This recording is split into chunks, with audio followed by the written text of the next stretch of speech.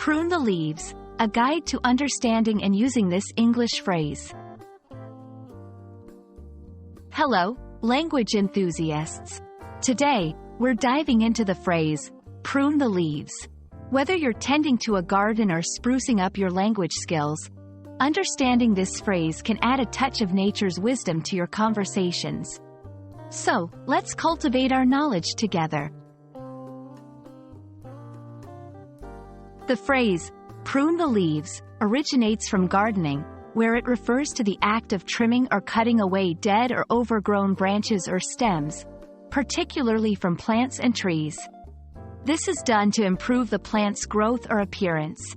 However, when used metaphorically in conversation, it can imply removing unnecessary or unwanted elements from various aspects of life or work, promoting health, success, or efficiency. In gardening, in a literal sense, prune the leaves is a straightforward directive. Gardeners prune plants to encourage growth, remove damaged areas, shape the plant in a pleasing manner. In everyday language, metaphorically, this phrase can be applied in various contexts, such as personal development, pruning bad habits or negative influences to foster personal growth. Business and work, streamlining processes or teams by removing inefficiencies. Let's see how to use prune the leaves in sentences. 1. Literal. I spend my weekends pruning the leaves in my garden to ensure my plants stay healthy. 2. Metaphorical.